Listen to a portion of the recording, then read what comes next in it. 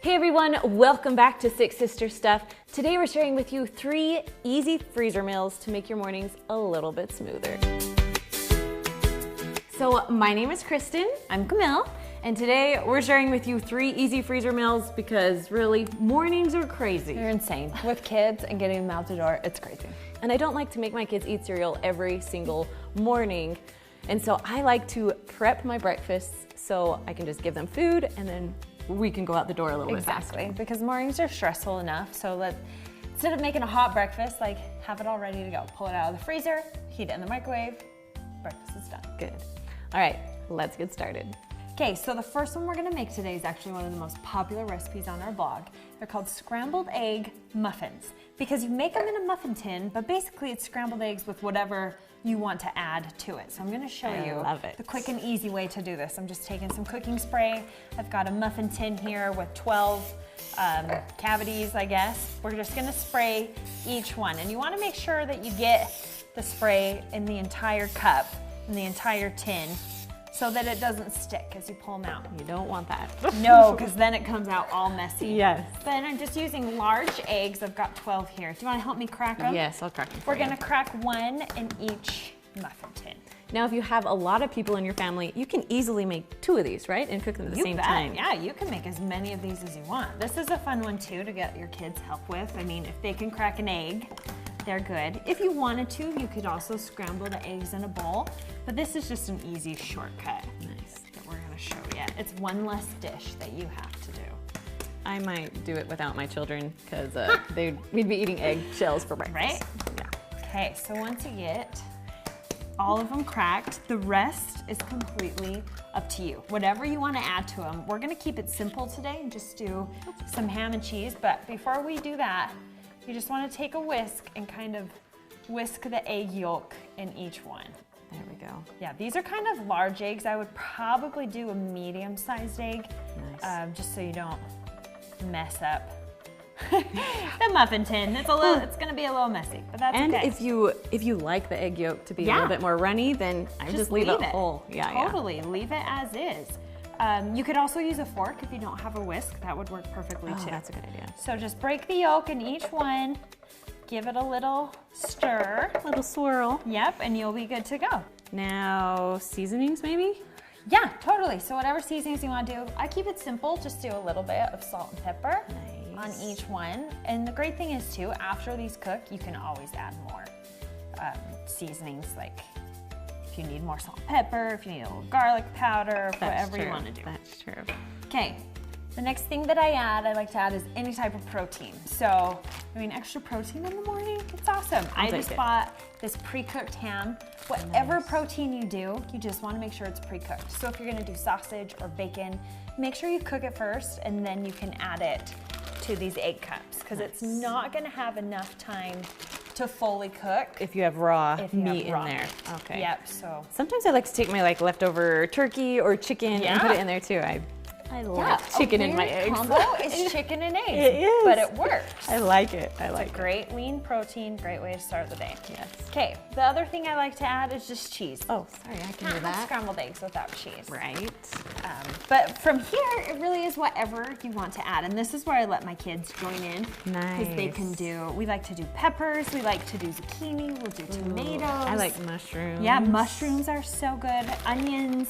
I mean, just whatever they like, and you can tell them, okay, these 3 muffin tins are yours. You put in whatever toppings you want, whatever you want for your scrambled eggs. So once you get it all done, kind of give it a little mix, kind of push that cheese down so it can mix with the eggs a little bit more. Nice. And then you're just gonna preheat your oven to 350 degrees. These are gonna cook for about 20 to 25 minutes. Perfect. Oh, and also, like if you don't like the yolks, you can also do 2 egg whites in place of it too. Yeah. So sometimes I like to just do egg whites in the morning. That works great. Okay, those are ready to go. Let's put them in. All right, so these have just come out of the oven a couple of minutes ago. I'm just gonna kind of show you how I get one out.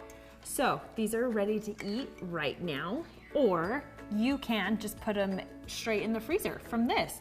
I would let them cool down all the way first. Before putting them in. Before putting them in. But I do the same thing. Just fill a big freezer bag, like a gallon-sized Ziploc bag, and put these inside and then pull out 1 or 2 or 3 Perfect. as needed. And just heat it up. Yeah, just heat it up in the microwave. Nice. Like I love to put salsa on top of mine. When I eat it, after I reheat it, just throw on some salsa. You could do some extra cheese. Nice. Want to know my favorite thing on it? Yeah. Cottage cheese. What? I know, cottage cheese and eggs. It's so good. Okay, I'm learning so many new combos. Chicken and eggs, cottage cheese and eggs. I eat a lot of eggs. Yeah. Awesome. All right. All right, so the second recipe is Instant Pot oatmeal. Now, you can make oatmeal on the stove and this will still work. I just love making it in my Instant Pot. And then the thing I bet you didn't know is that you can freeze oatmeal. I didn't know that. No. So I also didn't know you can make it in an Instant Pot so easily. You just told me what it was and I was like, what? It's my favorite, it's my favorite. So I'm gonna show you what I do. Okay. So you're first gonna take, I like to do 2 cups of oatmeal. Okay. To 4 cups of water. So that's the ratio. So if you have 4 cups of oatmeal, you're gonna need 8 cups of water. So we're just gonna do 2 today because that will fill up our whole That is so muffin cool. tin. Exactly. So I'm going 2 cups here. And then we already measured out our 4 cups of water. So let's pour that in. Ooh, I missed. We're not professional here. Yeah, right? This is real life. All right, you just wanna make sure that you mix the oatmeal so every part of oatmeal is touching water. And that is it. Okay, that's so easy. I know, right? So we're just gonna put the lid on. Now we're gonna make sure our little knob is turned to sealing, not venting. All right, so then we're gonna push the manual button, or if you have a Duo, it's the pressure cook button. So we're gonna do manual, and then we're gonna go all the way down. Come on. There we go. To 1 minute. So we're just gonna cook it for 1 minute. That is it. So once you set it for 1 minute, you're gonna just wait a few seconds, and then it's gonna push, and then it's gonna say on, and you just walk away. Yeah, I used to not know that that's what on meant, that it like was coming to pressure. I was like, no, don't be on, cook. But it is. Yes. It's working. All right, we'll let this cook, and then we'll come back. Okay, so oatmeal's finished. Done. Let's take off that lid. Let's open it up. There we go. Nice. So there's still a little bit of water. Can we just mix that in? Yeah, we'll just mix that in, and then it will all just be the perfect texture as you do it. Yeah, look at that. Yeah. That's awesome. Okay, so my trick to freezing it is that you're gonna put it in these little cupcake trays and just freeze it just like that. Okay, cool. So I like to get like a little 3rd cup or 4th cup and just make it easy to just pop it right in there. So what are these? These are like silicone. Yeah, this is But a it's new metal. pan that I had. That is so cool. I know, so then when it's done, you just like, it just pops it right out. So you don't even have to spray this No, with because it's non-stick cooking Nope, spray. it's the silicone and money. it pops it, yep. Cool. So with these, I kind of just, here, I'll let you do it. You just pat them down really good. And then I just put the toppings on it right now while it's hot, so the brown sugar will mix in. So it melts in, Yes. gets all delicious. And you can really add whatever you like to put on top. Yeah. You can, I mean, from raisins to craisins to... I love raisins and cinnamon. Right, it's so good. But today we're just gonna add our brown sugar and a little bit of I will get started walnuts. on that.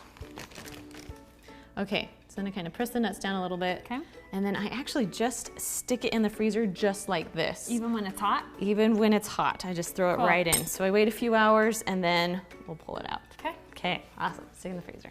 All right, so once they are all frozen, ready to go, I just popped them out of the things and they are like perfect little circles. I love it, I love it. So then I just put them in a freezer bag. Now you can do individual bags or you can just put them all in. So this is how you warm them up. So I do about 2 or 3 for me, and I put them in a bowl, add just a little bit of milk, and then I microwave it by minute increments to see how long it will take to melt them and get them all ready. So super easy, perfect breakfast if you have crazy, crazy mornings.